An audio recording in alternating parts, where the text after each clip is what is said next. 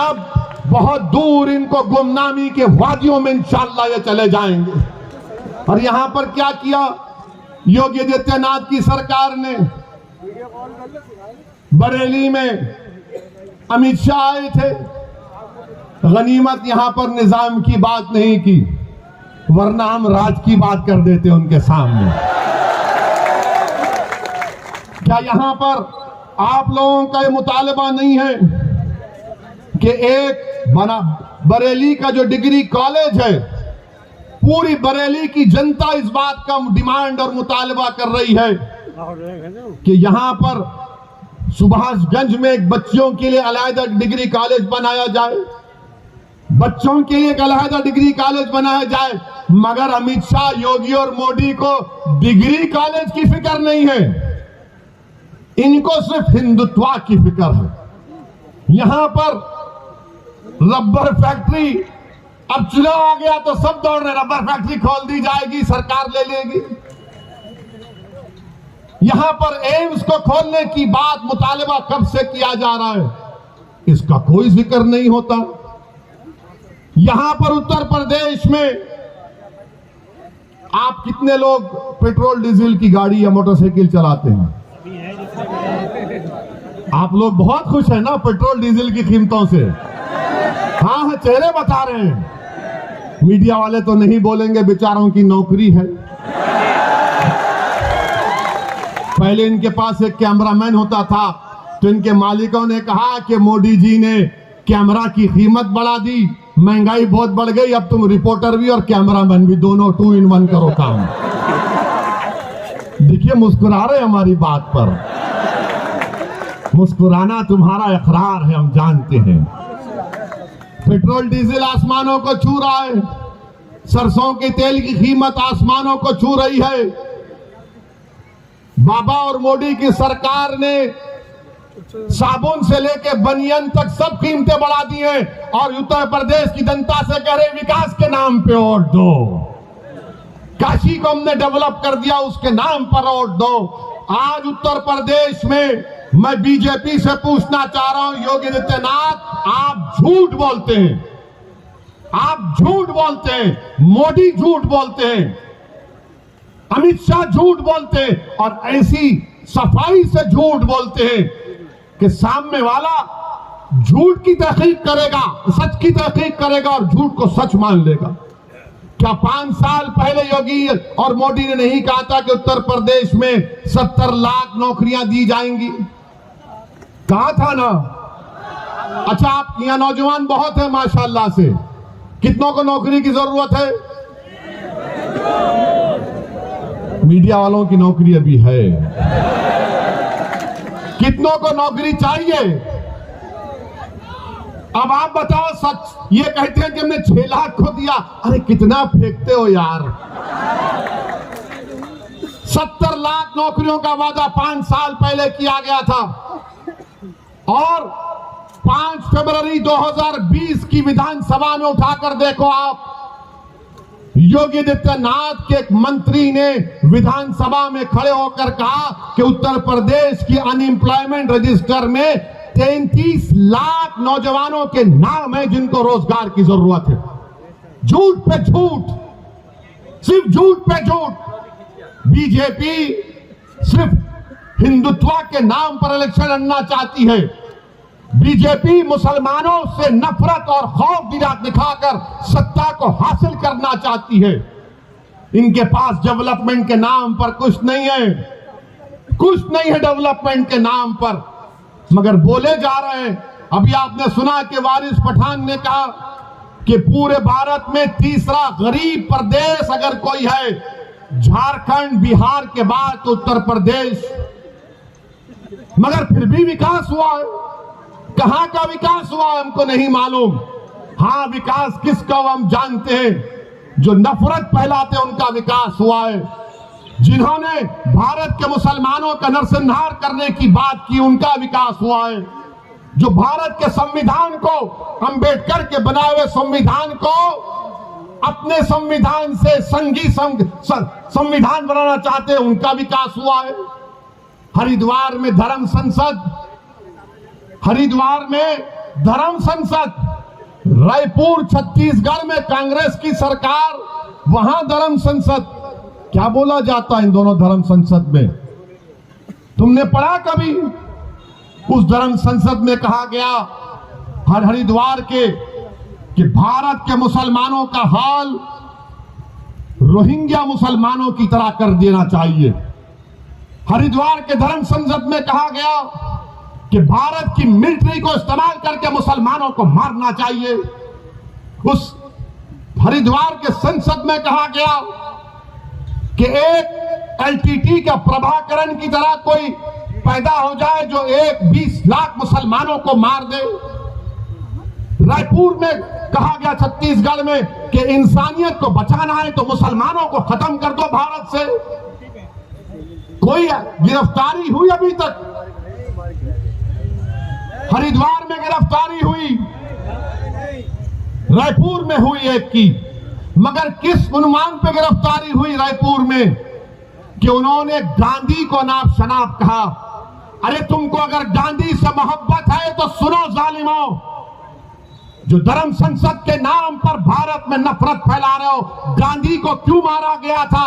गोडसे ने गांधी को क्यों मारा?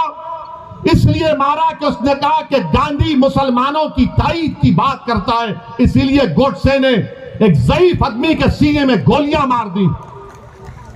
अगर गांधी से मोहब्बत है तो गिरफ्तार करो पूरों को।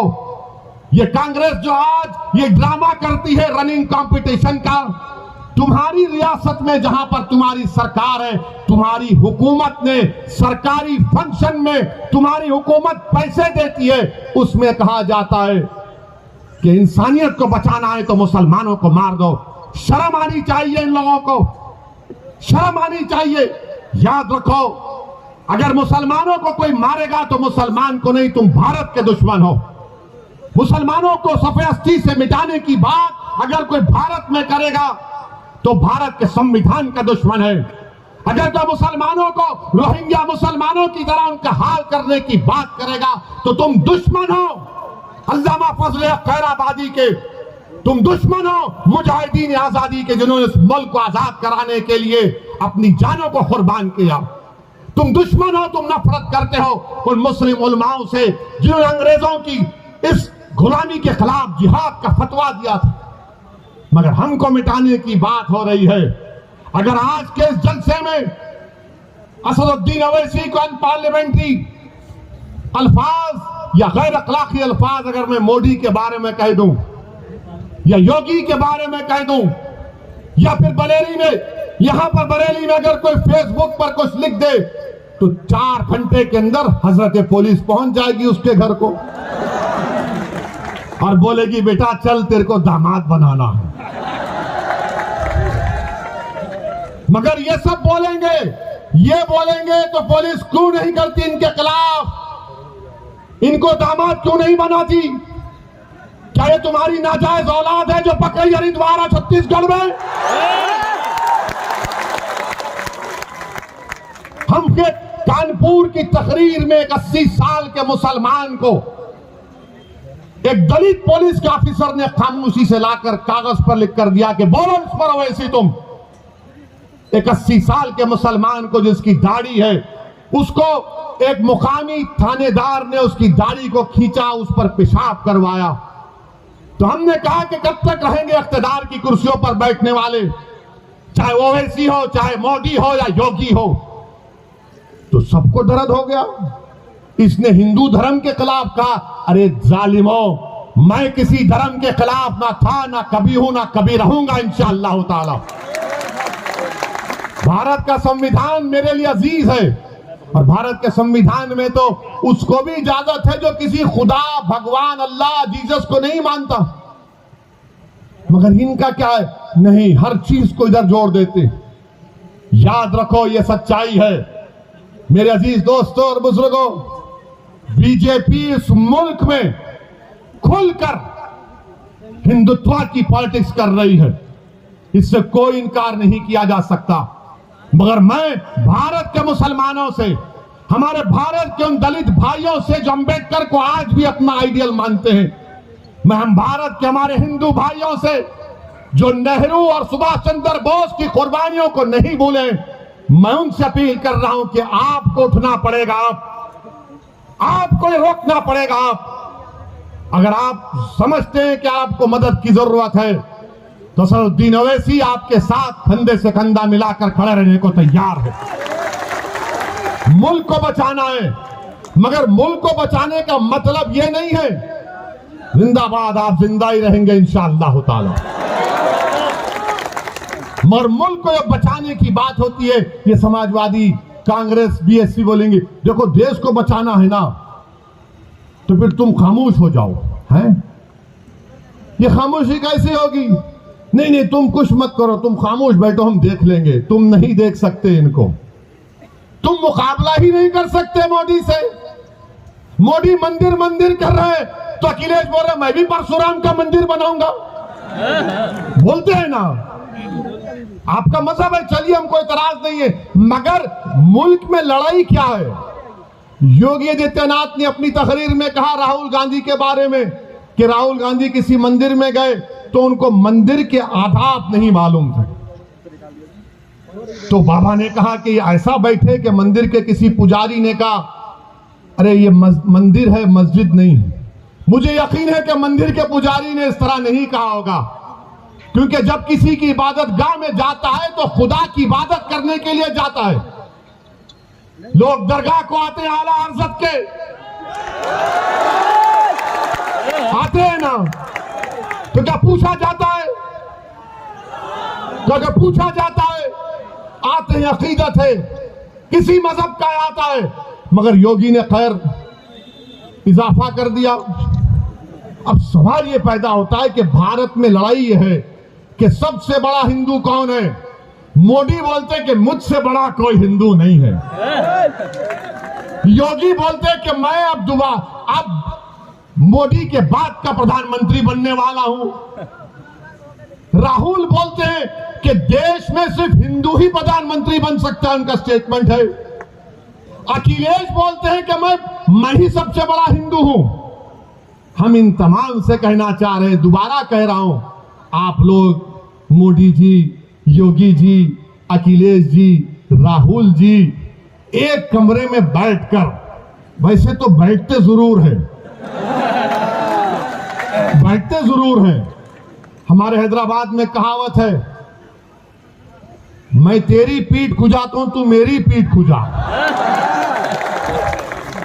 कहते हैं ये। आप बैठकर तय कर लीजिएगा सबसे बड़ा हिंदू कौन है, मगर वो भी नहीं करेंगे। और फिर अभी आप देखो, एक बीजेपी के एमपी हैं राज्यसभा के, उनका नाम शायद हरनाथ साहब है, पी के सदर को खत लिखा और कहा कि श्री कृष्णा मेरे ख्वाब में आए और मुझसे कहा कि बाबा योगी आदित्यनाथ को मथुरा से विधानसभा का चुनाव लड़ाओ। तो अखिलेश भैया बोले हाँ मेरे ख्वाब में भी आए थे। अखिलेश ने कहा मेरे ख्वाब में भी आए थे और आकर मुझसे कह दिया कि तू ही सत्ता में आ रहा है। अब आप बताइए, पार्लियामेंट संविधान में आर्टिकल 51 है जो कहता है कि इंसान को मजहबी रह सकता है, नहीं भी रह सकता है, मगर एक साइंटिफिक टेम्परामेंट डेवलप करना है, एक साइंटिफिक टेम्परामेंट। उत्तर प्रदेश का चुनाव हो रहा है या किंडरगार्टन का कोई ड्रामा हो रहा है यहां पर? इनको ख्वाब में ये दिक्कत आए, इनको ख्वाब में वो दिक्कत आए, तो मुसलमान के ख्वाब क्या है बोलता हूं मैं आपको। हमारे ख्वाब तो छोड़ो, हर मां रात भर सोचती है कि कल खाना क्या खिलाऊंगी मेरी बच्चे को। हर बीवी ये सोचती है कि कल जब मेरा शौहर घर से निकल कर जाएगा, जानवर बेचने गांव में जाएगा, तो क्या जिंदा वापिस आएगा या लाश उसकी आएगी। हर बेटा ये देख रहा है कि मेरी आमदनी कम हो गई, इतनी कम हो गई कि मैं आज के इस उत्तर प्रदेश और भारत में अपने बाप से कम आमदनी को कमाता हूं। हर बेटी ये फिक्र में है कि मैं कॉलेज नहीं जा सकती इसलिए कि मेरी इज्जत लूट ली जाएगी, इज्जत लूट ली जाएगी। मैं उत्तर प्रदेश के मुसलमानों को पैगाम देने आया हूं।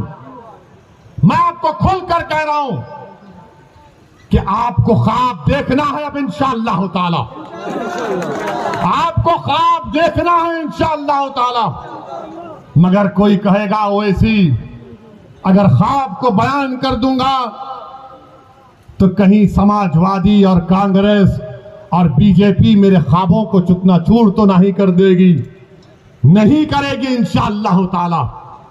तुम ख्वाब तो देखो, तुम ख्वाब तो देखो ना, तुम हिम्मत करो ख्वाब देखने की कि मेरा बेटा ऐसा डॉक्टर बनेगा जो तमाम बीमारियों का इलाज करेगा, मेरी बेटी देश की प्रधानमंत्री बनेगी, बनेगी इंशाअल्लाह ताला मुसलमानों की बेटी। मैं जिंदा रहूं या ना रहूं यह ख्वाब होगा इंशाअल्लाह पूरा। तुम ख्वाब देखो कि मेरा बेटा या बेटी साइंटिस्ट बनेगी तो वो कैंसर की दवा निकालेगी, मेरा बेटा या बेटी वकील बनेगी तो दलितों पर, मुसलमानों पर, हिंदुओं पर, आदिवासियों पर जुल्म होगा तो उनके हक के लिए लड़ेगा, दुनिया का मायनाज वकील बनेगा। ये ख्वाब देखो आप, इन ख्वाबों को देखना है आपको। तुम ख्वाब देखो कि उत्तर प्रदेश में मुसलमान अपना हिस्सा लेकर रहेंगे इंशाअल्लाह ताला। हम अपना हिस्सा लेकर रहेंगे, हम हिस्सेदारी की लड़ाई लड़ेंगे। तुम ख्वाब देखो कि उत्तर प्रदेश की विधानसभा में असदुद्दीन ओवैसी से ज्यादा काबिल और नेक ऐसे हमारे 15 एमएलए जाएंगे जो हमारी बात करेंगे, गरीबों की बात करेंगे, ईसाइयों की बात करेंगे, मुसलमानों की बात करेंगे, कमजोरों की बात करेंगे, बेवाओं की बात करेंगे, यतीमों की बात करेंगे, पुलिस के जुल्म का शिकार होने वालों की बात करेंगे। ये पैगाम है, ये ख्वाब आपको देखना है। क्या आप ये ख्वाब देखेंगे? क्या आप ये ख्वाब देखेंगे? क्या आप इन ख्वाबों को पूरा करेंगे इंशाअल्लाह? तो मेरे दोस्तों, ख्वाब कैसे पूरे होते हैं? सिर्फ ख्वाब देखकर हाँ अच्छा दिखा नहीं, ख्वाब जब देख लिए तो उसको पूरा करना है, जुस्तजू करना है, मेहनत करना है और अल्लाह से भीख मांगना है रसूलुल्लाह सल्लल्लाहु अलैहि वसल्लम का वसीला देकर। जिस तरह किसी आशिक ने कहा था कि चमक तुझसे सब पाते हैं पाने वाले, मेरा दिल भी चमका दे चमकाने वाले। अल्लाह चमकाएगा तुम लोगों को इंशाअल्लाह ताला। तुमको असदुद्दीन ओवैसी की जरूरत नहीं है, तुम सिर्फ ठान लो कि मैं भारत में चमकूंगा, मैं भारत को अपने नूर से, अपने इल्म की नूर से, अपने ईमान की नूर से, अपने किरदार की नूर से, सबसे ज्यादा अपने बेबाकी और अल्लाह पर तवक्कल करके इस मुल्क में और अमन को फैलाऊंगा और अपने हक को हासिल करूंगा। ये ख्वाब पूरा होगा इंशाअल्लाह ताला। मेरे अजीज दोस्तों और बुजुर्गों, मेरे अजीज दोस्तों और बुजुर्गों, इन ख्वाबों को पूरा करने के लिए विधानसभा के चुनाव में उत्तर प्रदेश के मुसलमानों को मुत्तहिदा अपने वोट का इस्तेमाल करना पड़ेगा। हम भी चाहते हैं, हमारी भी कोशिश है, हमारी भी दुआएं हैं कि अल्लाह सुब्हानहू तआला बीजेपी को उत्तर प्रदेश में शिकस्त दे दे, दोबारा यहां पर बीजेपी की सरकार ना बने और यहां पर मुसलमानों की एक हिस्सेदारी की बात करने वाली पार्टी के उसके जिम्मेदारान विधायक बनकर असेंबली में, विधानसभा में जाए। ये भी हमारा ख्वाब। अब ये ख्वाब अखिलेश का क्या है नहीं मालूम, बिल्ली के ख्वाब में छिछड़े ही नजर आते हैं। ये कहावत है, कहावत है, उनके ऊपर नहीं बोल रहे हैं। मगर अब आपको अपने ख्वाबों को अगर पूरा करना है तो अखिलेश को उठाना है। उठो, अब हम उठ चुके हैं, अब तुम हमको धोखा नहीं दे सकते। अब हिला के रख दो बीजेपी और योगी को जमहूरी तरीके से कि हम बेदार हो चुके हैं, ये हमारे ख्वाब है, हम उसको पूरा करेंगे इंशाअल्लाह ताला। और याद रखो, अगर तुम अपने आप को नहीं बदलोगे तो अल्लाह तुमको नहीं बदलेगा। जो कौम बदलने के लिए तैयार हो जाएगी, रब्बे कायनात तुमको बदल देगा, दुनिया को तुम्हारे सामने बदल देगा। मेरे अजीज दोस्तों और बुजुर्गों, यही चंद अहम गुजारिशात मुझे आप तक कहना था। मजलिस का साथ दीजिए, ये आपकी पार्टी है, मेरी जिंदगी का कोई भरोसा नहीं। कोई कहता है गर्दन उठा देंगे, भाई जो करना है करो, जो करना है करो, मगर मेरा भी एक ख्वाब है, शायद आपका भी ख्वाब होगा कि इस दुनिया से जाने से पहले अल्लाह हमको ख्वाब में रसूल अल्लाह सल्लल्लाहु अलैहि वसल्लम का दीदार करा दे। मेरा भी ख्वाब है कि जब रूह निकली जाएगी तो मेरी जबान पर अशहदु अल्ला इलाहा इल्लल्लाह व अशहदु अन्ना मुहम्मदुर रसूलुल्लाह रहे। तो मेरे साथ लगाइए नारा, नारे तकबीर, नारे तकबीर, नारे तकबीर। अस्सलाम वालेकुम व रहमतुल्लाहि व बरकातहू। व आखिरु दावाना अल्हम्दुलिल्लाहि रब्बिल आलमीन।